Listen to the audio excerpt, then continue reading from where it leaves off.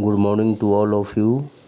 10वीं वर्ग के मेरे प्यारे बच्चों, आज हम लोग कहानी में पार्ट 1 जो कि प्रेमचंद के द्वारा रचित है, बड़े भाई साहब कहानी को पढ़ने जा रहे हैं।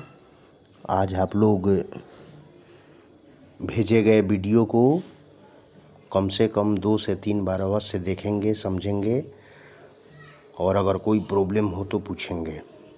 कहानी यही है, इसमें लेखक जो है वो छोटा भाई रहता है। 2 भाई रहते हैं जिसमें लेखक जो है वो छोटा भाई रहता है। इस पाठ में 14 वर्ष का बड़ा भाई जो है 9 वर्ष के छोटे भाई के साथ बुजुर्ग जैसा व्यवहार कर रहा है। वह छोटे भाई के लिए आदर्श स्थापित करने के लिए आदर्श बनने की कोशिश करते करते खुद फेल होते रहते हैं। फेल हो जाता है हर क्लास में बड़ा भाई, और छोटा भाई हमेशा पास होता रहता है। फिर भी भाई साहब उसे जीवन की सच्चाई और दुनिया जहान की अच्छाई बुराई पर हमेशा शिक्षा देते रहते थे। इसी फेर में बड़े भाई साहब का बचपन कुर्बान हो जाता है। छोटा भाई जो है वो 3 कक्षा छोटा भाई से बड़ा भाई जो है वो 3 कक्षा आगे रहते हैं, लेकिन वो कोई काम जल्दीबाजी में नहीं करते। उन पर छोटे भाई की निगरानी का जिम्मा भी था। बड़े भाई साहब हर वक्त दिखाने के लिए पढ़ते रहते थे, किताब खोले रहते थे।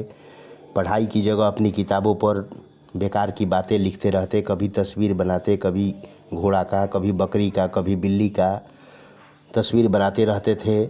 हर वक्त किताब खोल कर बैठे रहते थे। ऐसा लगता था कि बहुत वो किताबी कीड़ा हो, लेकिन वैसा नहीं था। वो हर बार फेल हो जाते थे बड़े भाई, और छोटा भाई हमेशा अव्वल होता था। छोटा भाई थोड़ा खेल कूद में ज़्यादा रहता था।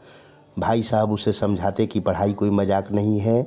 वो उदाहरण देते कि हर वक्त पढ़ते रहते हैं तो तुम क्यों नहीं पढ़ते हो। छोटे भाई को हमेशा समझाते रहते थे।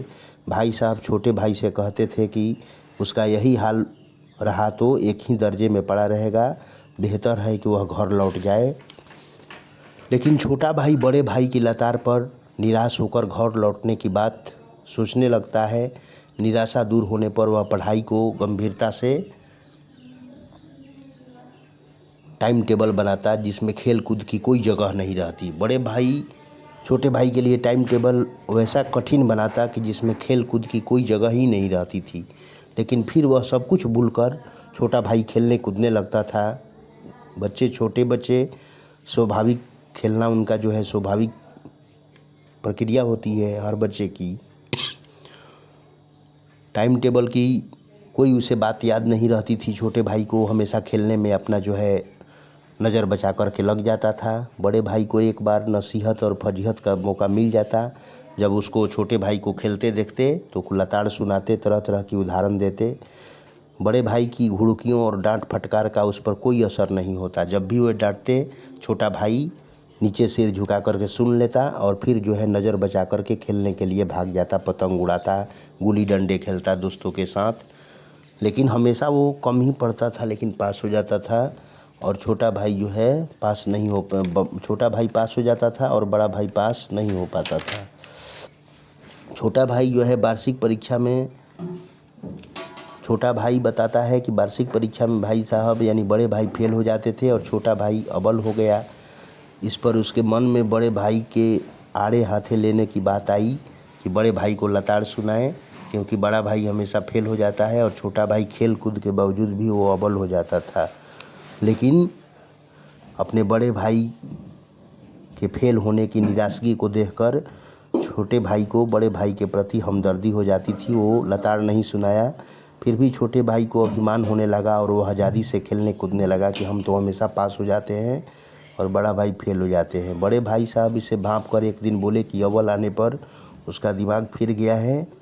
भाई साहब रावण, शैतान और साहे रूम का उदाहरण देते हुए घमंड ठीक नहीं कहने की बात करते हैं।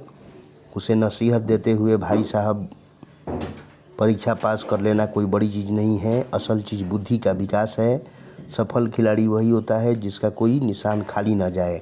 इस तरह का वो कई उदाहरण देते अपने छोटे भाई को जब स्कूल का समय निकट होता तो छोटा भाई जो है कोई ना कोई बहाना बना लेता, खेलने के लिए चला जाता और पतंग उड़ाने लगता।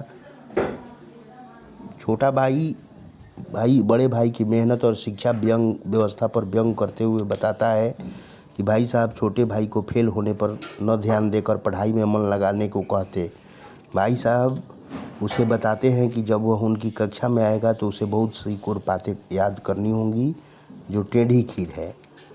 वे कहते थे कि इसी तोता रटंत का नाम शिक्षा है। भविष्य की भयानक तस्वीर दिखाते हुए भाई साहब छोटे को समझाते हैं कि उन्हें संसार का ज़्यादा अनुभव है, इसलिए वह उनकी बातें गांठे बांधे, नहीं तो पछताएगा।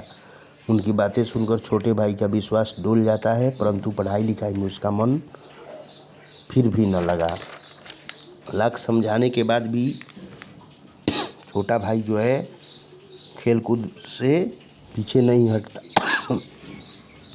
कड़ी मेहनत के बावजूद भी भाई साहब परीक्षाओं में फेल हो जाते थे और छोटा भाई हमेशा अव्वल हो जाता था। लेकिन फिर भी जो है बड़े होने के नाते हमेशा जो है छोटे भाई पर लताड़ सुनाते रहते थे। लेकिन लताड़ सुनते सुनते छोटा भाई का बड़े भाई के प्रति जो है लिहाज कम हो गया था। वे बड़े भाई से मुंह तो नहीं लड़ाते थे डरवश, लेकिन मुंह नहीं लड़ाते थे डर के कारण, लेकिन जो है बड़े भाई के लिए उनकी नज़रों में लिहाज कम हो गया था, आदर कम हो गया था। यही इसमें कहानी है। आप लोग इस कहानी को ध्यान से सुनेंगे। जब भी खेलने का समय होता छोटा भाई जो है बड़े भाई की नज़र बचाकर खेलने के लिए चला जाता।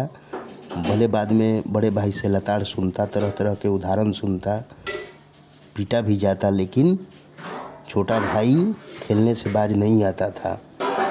बड़े भाई के फेल होने से छोटे भाई के मन में उनके प्रति श्रद्धा उत्पन्न हो जाती थी। वह मानता था कि वो जो कहे वो सब सच है। छोटे भाई की आँख खुलने पर भाई साहब उसे गले लगाते हुए कहते हैं कि उनका भी मन यह सब करने को करता है, यानी खेलने को करता है, लेकिन जब वो बड़े होकर के यदि वो खेलेंगे तो उनकी रक्षा कौन करेगा। ये सब समझ करके, अपनी जिम्मेदारी समझ करके छोटे भाई को हमेशा लताड़ सुनाते रहते थे, हमेशा जो है शिक्षा देते रहते थे। यही कहानी है। आप लोग वीडियो को 2-3 बार सुनेंगे और दिक्कत हो तो पूछेंगे।